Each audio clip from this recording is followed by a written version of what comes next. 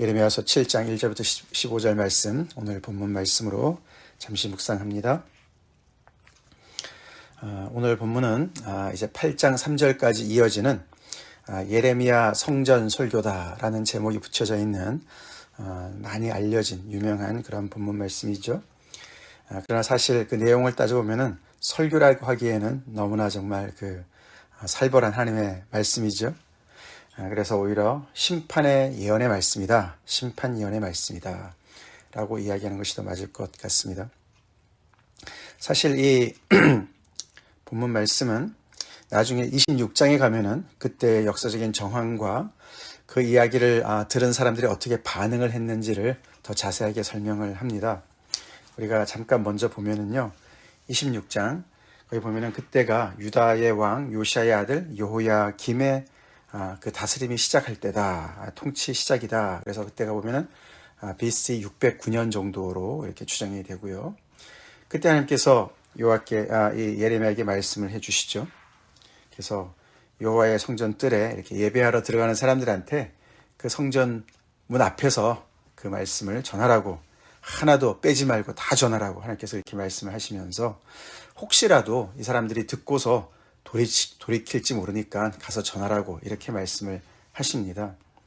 그래서 아직도 기회가 있는, 돌아올 수 있는 기회가 있는 그런 정말 것을 하나님께서 기대를 가지고 그렇게 전하라고 얘기하십니다. 자, 그렇게 해서 이제 설명을 한 다음에 너네가 이렇게 돌아오지 않으면 오늘 말씀처럼 실로같이, 북쪽의 예배초소의 실로와 같이 그렇게 너네가 완전히 망할 것이다. 이 성을 내가 세상의 모든 민족의 저주거리로 삼을 것이다. 그 얘기를 예레미야가 가서 전했습니다. 그러니까 모든 제장들과 선지자들과 모든 백성이 듣더라. 7절에 그렇게 나오죠. 그러면서 8절에 보시면은 예레미야가 여호와께 명령하신 말씀을 모든 백성에게 전하기를 마침에 제장들과 선지자들과 모든 백성이 그를 붙잡고 이르되 내가 반드시 죽어야 하리라. 그렇게 얘기를 합니다. 그럴만 하겠죠. 그게 사실 반응이 어마어마하겠죠. 엄청난 충격이었겠죠. 모든 사람들은 예배 드리러 가는 백성들 앞에 그런 얘기 하지 않죠. 그렇죠? 여호와의 성전이 여전히 우리한테 건재하고 하나님 우리와 함께 계시고 하나님의 언약을 우리가 붙잡고 있는 언약 백성인데 우리한테 무슨 일이 생긴다고. 그렇게 정말 그렇게 믿고 있었던 사람들에게 예레미야가 이렇게 청청병력과 같은 메시지를 성전 앞에서 드러나는 사람들한테 외쳤던 것이죠. 그만큼 이제 이 다른 쪽에서 입장에서 들어보면은 이 예레미야의 메시지가 너무나도 정말 반사회적이고 반국가적인, 그렇죠. 완전히 매국노적인 그런 메시지였던 것입니다. 그것을 하나님께서 명령하셔서 그 앞에 가서 전하는 예레미야의 정말 입장과 그 심경과 정말 그런 생각을 우리가 하면서 오늘 말씀을 이렇게 묵상해야 됩니다. 어떻게 하다가 이 남유다는 여기까지 또 갔나 이런 생각이 많이 들지 않습니까? 이 성전 설교의 가장 핵심 내용은 3절 4절에 나옵니다. 만군의 여호와 이스라엘의 하나님께서 이와 같이 말씀하시되, 우리의 하나님, 만군의 여호와, 우리의 하나님이시지만 또 만군의 여호와죠. 그래서 우리가 마음대로 우리가 주물떡거릴 수 있는 분이 아닌 것이죠. 그 여호와 앞에 우리가 무릎을 꿇어야 되는 그런 존재다라는 것을 우리가 같이 볼 수가 있죠. 이렇게 말씀하셨다. 너네가 예배하러 문에 들어가는데 아무 생각 없이 들어가지 말고 여호와의 말씀을 들으면서 생각하면서 비판적인 생각을 가지고 너네가 지각을 가지고 생각하라, 들으라, 그런 얘기죠. 뭐라고 말씀하셨냐면 너희 길과 행위를 바르게 하라. 바르게 하라는 것은 개선하라, 고치라, 그런 뜻입니다. 어멘드하라, 수선해라. 여기저기가 찢어졌다, 수선해라. 너희 길과 행위, 그들의 삶의 행태를 이야기하고 있습니다. 예배 들어가는 사람들 앞에 너희가 재물을 제대로 가져왔느냐 뭐 이런 걸 물어보지 않습니다. 그죠? 너희의 길과 행위를 바르게 하라. 그리하면 그렇게 할 때에 조건적입니다. 내가 너희로 이곳에 살게 하리라.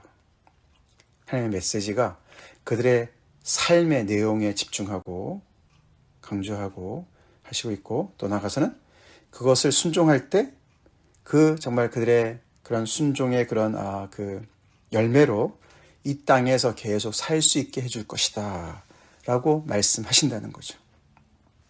다시 말해서 이 땅에 지금 살고 있는 것이 그들의 마땅한 권리도 아니었고, 그들이 주장할 그런 어떤 특권도 아니었다는 것이죠. 이렇게 할 때 살 수 있어. 다시 말해서 무조건적인 선물이 아니었다는 것이죠. 여호와의 말씀이 순종할 때에만 너네가 이렇게 살 수 있어 라고 말씀하시는 거죠. 순종의 내용은 그들의 길과 행위가 바르게, 어떤 기준이 있는데 그 기준에 맞춰서 바르게 살 때에만 그렇게 할 수가 있어 라고 말씀을 하신다. 너네 여호와께서, 만군의 여호와께서 그렇게 말씀하신다. 그러면서 그 다음 4절은 너희는 이것이 여호와의 성전이다, 여호와의 성전이라, 여호와의 성전이라 하는 거짓말을 믿지 말라. 4절의 말씀, 그 당시에 팽배해 있던 모든 지도자들이 외쳤고, 왕을 비롯하여서 선지자들, 또 제사장들, 또 모든 백성들이 함께 믿고 외쳤던 구호와 같은, 그들이 예배를 드릴 때 이런 정말 고백을 했든지 하여튼 간에 이 마치 주문과도 같이 계속 반복적으로 여호와의 성전이다, 이곳은 여호와의 성전이다, 여호와의 성전이다, 여호와의 성전이다 라고 하는 그것을 거짓말이라고 얘기합니다. 그리고 그 거짓말을 믿지 말라고, 그 거짓말에 몸을 맡기지 말아라, 그런 뜻이에요. 무턱대고 그 주문과도 같은 거기에 그것이 정말 거기에다가 너네 몸을 맡기지 말아라, 그렇게 얘기를 합니다. 그러니까 정면으로 대적하는 거죠. 그렇죠? 그 당시에 종교 지도자들의 메시지에, 또 더 나아가서는 그 당시에 그 위정자들에게, 정권을 가지고 있는 그 왕의 그 모든 세력들 앞에 정면으로 도전장을 내미는 것이 바로 여호와의 말씀이었습니다. 그것을 거짓말이라고 그러고 믿지 말라고 그럽니다.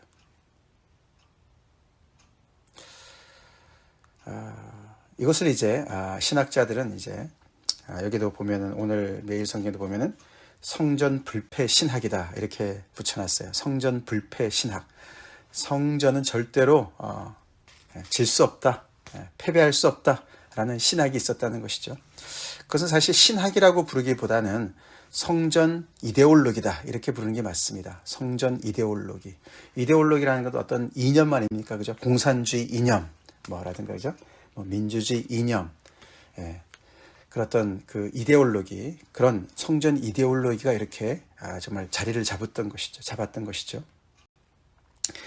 신앙이 아닙니다. 그죠? 이것은 어떤 신념이 넘어져서 이념이 된 거예요. 그렇죠? 그래서 절대로 성전이 있는 한 우리는 망할 수가 없어라는 그런 이념이 생겼어요. 그 이념을 누가 주장했겠습니까? 종교 지도자들이었어요. 물론 그들은 근거가 없었던 건 아니에요. 우리가 다윗의 시절에, 그죠? 사무엘 상하를 보면은 하나님께서 다윗을 향해서, 그렇죠? 너에게 정말 이 영원히 그런 견고한 그런 나라를 세울 것이다, 그런 얘기도 하셨고, 솔로몬에게, 그렇죠? 또 성전을 짓게 하셔서 이 솔로몬의 이 성전과 함께 하실 것을 말씀하셨고, 이사야 선지자도 이 예루살렘 성전이 견고할 것이다라는 예언도 했고, 또 시편에도 여러 군데에서 하나님께서 정말 이 시온을 축복하시고 영원히 함께 하실 것이다, 이런 말씀들이 여기저기 나옵니다. 근데 그것을 공식화한 것이죠. 그렇죠? 하나님의 말씀의 일부만 따가지고 그것을 공식화하고, 그것을 어떻게 많은 사람들한테 가르치는 것이죠. 특별히 이런 성전 이데올로기가 누구한테 좋겠습니까? 이 땅이 견고하고 영원무궁하다, 정권이 영원무궁하다, 왕권이 영원무궁하다, 왕들이 좋아하죠. 통치자들이 좋아하죠. 그래서 우리가 그런 말이 있어요. 그죠? 정경유착이다. 정치인과 경제인이 함께 짝짝꿍이 되면 나라가 망하지 않습니까? 그렇죠? 여기서는 뭐가 생겼습니까? 정교유착이 생겼어요. 정치하는 사람과 종교인들이 손을 잡은 거죠. 그래서 이 성전 이데올로기가 너무너무 무서운 사회를 만들어 나갔습니다. 정치하는 사람들은 그죠? 왕권에 있는 그 정말 중심에 있는 사람들, 왕을 중심으로 해서 있는 사람들은 이 성전 신학을 통해서 얼마나 그죠? 정치하기가 쉽겠습니까? 그죠? 이렇게 하나님께서 우리에게 힘을 실어 주셨고 하나님은 우리 편이야. 그러니까 우리가 하는 대로 너네는 우리의 말을 들어야 돼. 그리고 하나님이 우리 편이시기 때문에 우리는 망할 수가 없어. 이제 그런 얘기를 펴는 거 아닙니까? 그게 바로 이곳이 여호와의 성전이다 라고 얘기하는 것의 핵심 내용입니다. 우리가 무슨 짓을 하더라도 무슨 일을 하더라도 하나님은 우리 편이기 때문에 우리가 하나님을 쥐락펴락하기 때문에 그 얘기죠. 하나님도 우리 앞에 꼼짝도 못하기 때문에 우리는 아무 문제가 없어 라고까지 전락을 하는 건데 거기에다 대고 이제 예레미야가 그렇지 않다고 그건 거짓말이라고 그 허상을 밝히는 것이죠. 그게 아니고 하나님이 말씀하시는 것은 그런 무조건적인 어떤 그런 면죄부를 주는 어떤 그런 것이 아니라 너희의 길과 행위에 달려 있다. 너네가 이 땅에 계속 살 수 있는 것은 너희의 길과 행위에 달려 있다. 그게 하나님의 말씀이야 라고 바로잡아 주는 것이죠. 그것을 조금 더 이제 3절 내용을 밑에 5절에서 더 자세하게 설명합니다. 너희가 만일, 여기는 분명하게 if then이죠. 만일 이렇게 하면 이렇게 될 것이다. 이렇게 얘기를 하는 것이죠. 너희가 만일 길과 행위를 참으로 바르게 하여, 길과 행위를 다시 한번 반복하면서 구체적으로 그게 무슨 내용인가 설명하죠. 그게 무슨 내용인가 하면 이웃들 사이에 정의를 행하며 이방인과 고아와 과부를 압제하지 아니하며 무죄한 자의 피를 이곳에서 흘리지 아니하며. 그 당시에 사람들이 그렇게 했다는 거죠. 그렇죠? 이곳이 여호와의 성전이다, 성전이다 외치면서도 그들은 이웃들 사이에서 불의를 행했고 이방인과 고아와 과부를 압제했고 무죄한 자의 피를 이곳저곳에서 흘렸다는 것이죠.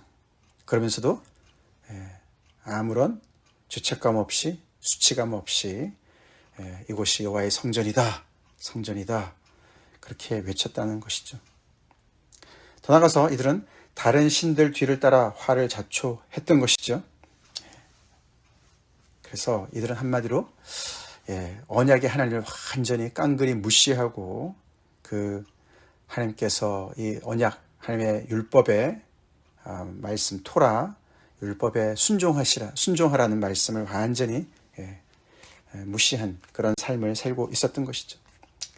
근데 그것을 얘기합니다. 만일 그것을 그렇게 순종할 때 내가 너희를 이곳에 살게 할 것이다. 곧 너희 조상에게 영원 무궁토록 준 땅에 너희가 살게 될 것이다 라고 이야기를 하셨다 하나님이.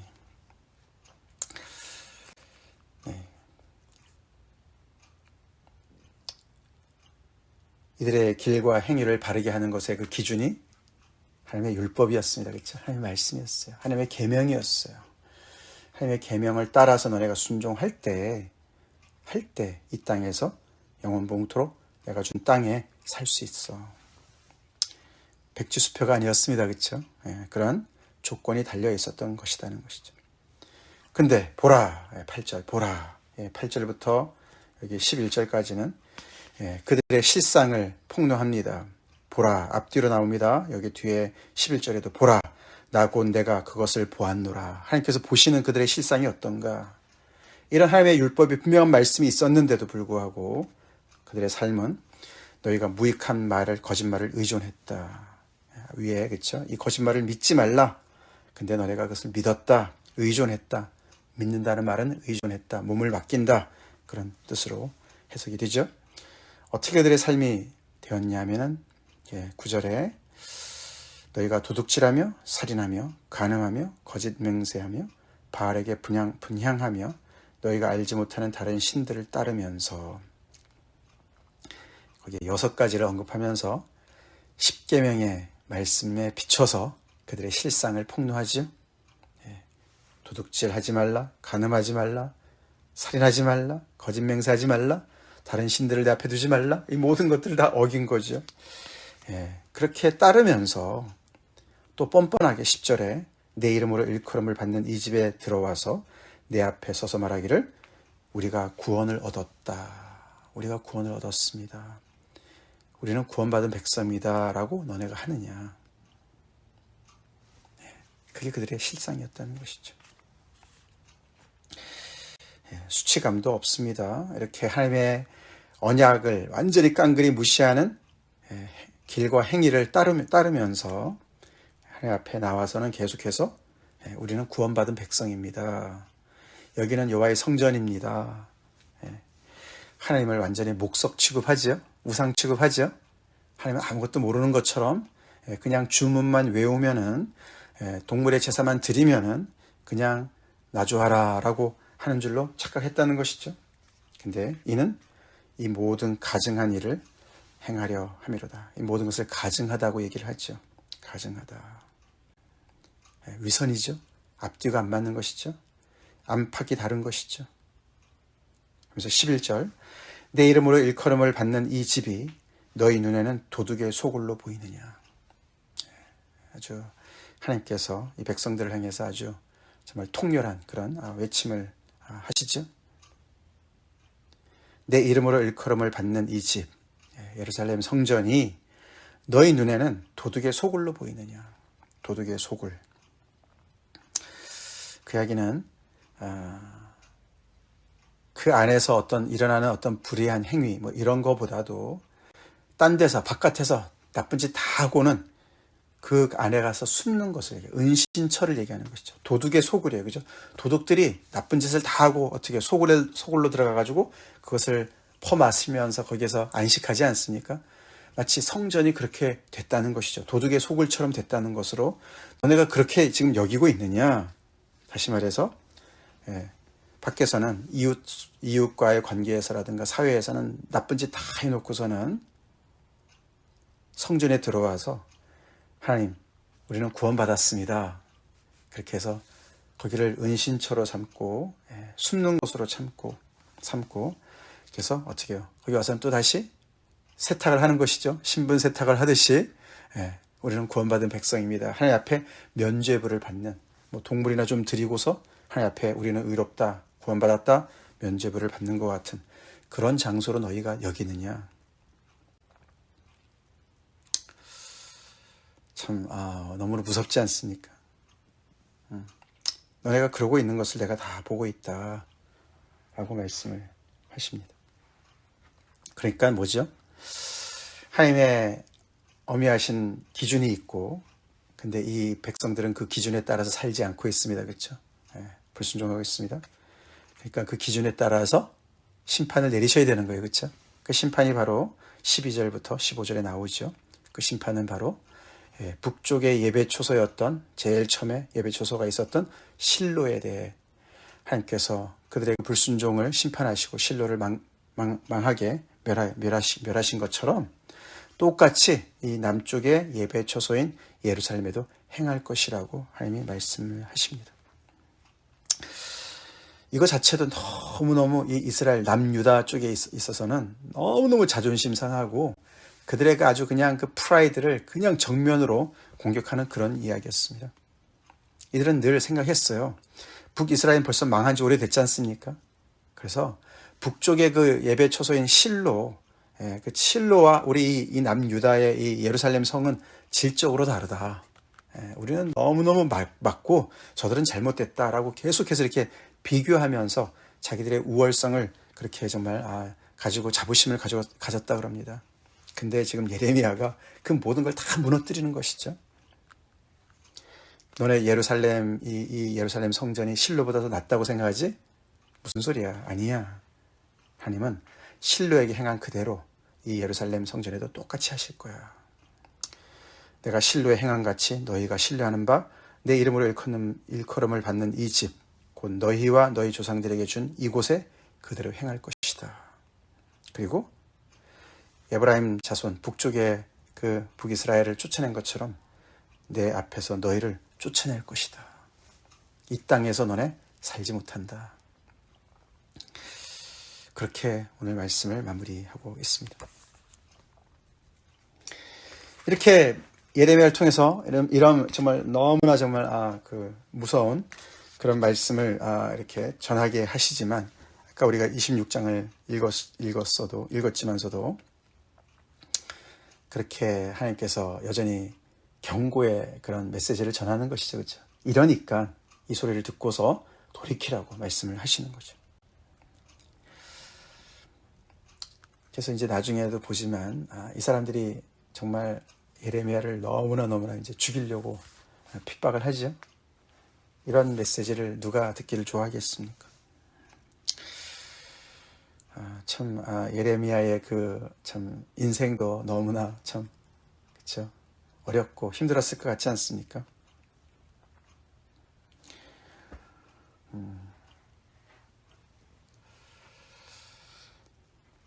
이 말씀대로 결국은 이루어졌지 않습니까? 그렇죠? 그래서 참 우리 이 만군의 여호와 이스라엘의 하나님, 우리가 믿는 하나님, 우리가 아버지로 고백하는 하나님, 그 하나님이 어떤 분이신지를 우리가 더 정확하게 잘 압시다. 그렇죠? 예루살렘 성전, 정말 거기가 그렇게 정말 아름답고 정말 거룩하고, 정말 그래서 이 시편의 많은 기자들이 그 예루살렘 성전 시온성을 향해서 아버지 앞에, 하나님 앞에 예배드리러 나가려고 얼마나 정말 그렇게 간절히 사모하면서, 아까 우리가 시편 84편 제가 잠깐 읽어드렸지만 그렇죠? 눈물의 골짜기를 지나면서 그 성전에 가서 예배드리려고 얼마나 그렇게 간절한 마음으로 나갔습니까? 여호와의 성전 맞지요. 그렇지만 그것은 이 백성들이, 예배를 드리러 가는 사람들이 마음으로부터 하나님의 뜻에 순종하는 그런 삶의 열매를 가지고 나갈 때 가능한 일인 줄로 믿습니다. 물론 그렇다고 완벽한 인생을 살아야 된다, 그런 말이 아니지 않습니까? 성전에 나가는 그 예배 드리는 그 순간에 하나님 앞에 정말 모든 것들이 다 은혜로 해결도 되겠지만, 그러나 그것만 믿고서 우리의 모든 그들의 일상의 모든 삶이 하나님을 무시하는, 하나님의 언약을, 계명을 무시하는 삶을 살면서 계속해서 그 예배에 가서, 성전에 나가서 그 행위만 하면은 하나님께서는 다 눈 감아주시고 모르실 거야. 그거는 하나님을 완전히 모독하는 일입니다. 모독하는 일이죠. 사실 하나님은 이스라엘 백성들을 선택하신 이유가 바로 여기에 있던 것이죠. 모든 이방 나라가, 그렇죠?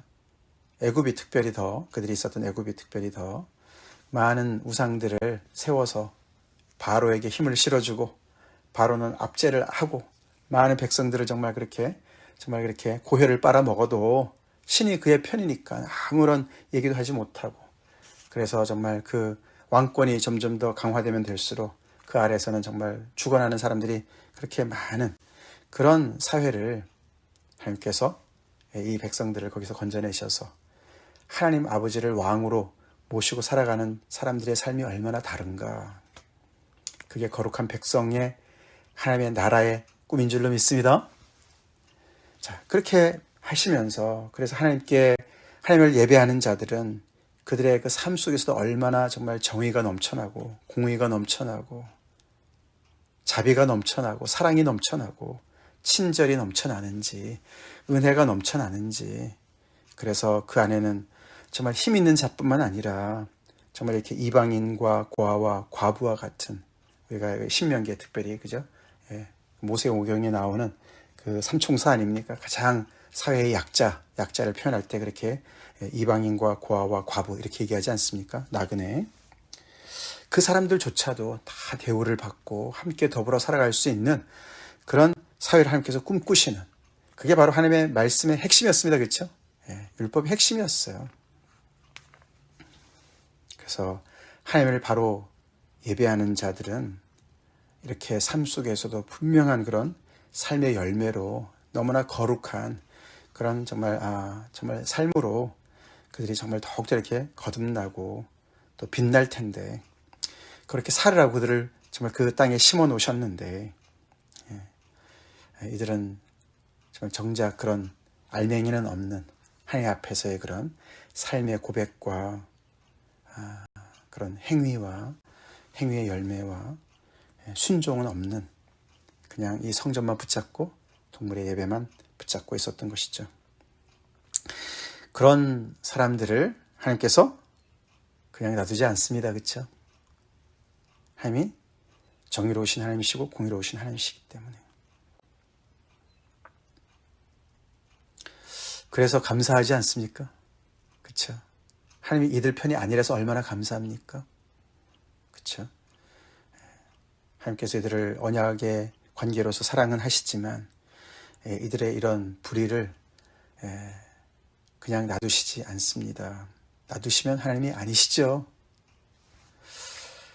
그처럼 그 똑같은 기준을 가지고 우리에게 비춰봅시다. 우리에게 비춰봅시다. 나의 신앙은 제대로 된 신앙인가? 하나님과 생생한 그런 정말 인격적인 관계성 속에서 하나님에게 말씀에 반응하면서 순종하면서 하나님을 따라가고 있는가? 아니면 나도 어떤 신념을 붙잡고 있는 거 아닌가? 성전 이데올로기처럼 무슨 구원의 확신 뭐 이런 것처럼 뭔가 껍데기만 붙잡고서 알맹이는 빠져버린 그런 잘못된 거짓말을 믿고 살아가는 그런 것이 아닌가 생각해 봐야 됩니다. 성전이 도둑의 소굴이 될 수가 있겠습니까? 예수님의 말씀이 기억나지 않습니까? 그렇죠? 강도의 구혈로 만들었다 너희가. 그래서 무섭습니다. 이 신앙이 이 정치인들, 가진 사람들하고 이렇게 결탁이 될 때 얼마나 무섭습니까? 무섭습니다. 미국도 보수주의자들이 얼마나 권력과 이렇게 손을 잡고서 기득권을 지키려고 얼마나 애를 씁니까? 하나님은 우리 편이야. 우리 늘 우리 자신을 비판적으로 보는 그런 눈을 기릅시다. 우리 자신을, 우리가 지금 가고 있는 이 길이 맞나? 하나님의 말씀 앞에 정말 정직하게 서는 그런 정말 정직한 영을 달라고 하나님 앞에 오늘도 기도합시다. 같이 기도하겠습니다.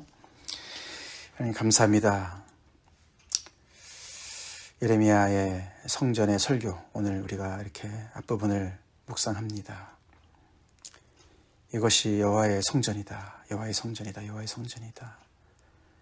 주문같이 외치지만 그들의 실상은 너무나도 하나님과 동떨어져 있던 아버지 그런 그 현실을 고발하는 아버지 말씀, 정말 저희가 두렵고 떨림으로 받기 원합니다.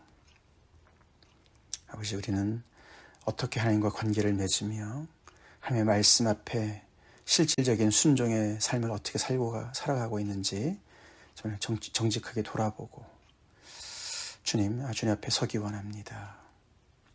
하나님, 우리를 부르신 그 부르심의 그 소망이 아버지 우리의 삶을 통해서 실현될지언정, 아버지 우리 또한 아버지 잘못된 그런 확신 속에, 신념 속에, 이데올로기와 같이 그렇게 정말 아버지 주님 앞에 비뚤어진 신앙생활 하지 않게 도와주시고, 늘 우리 안에 정말 살아서 역사하시는 성령 하나님과 동행하는, 실질적으로 순종의 삶을 통해서 동행하는 저희가 되게 하여 주시옵소서. 예수님 이름 받들어 간절히 기도 올려옵나이다. 아멘.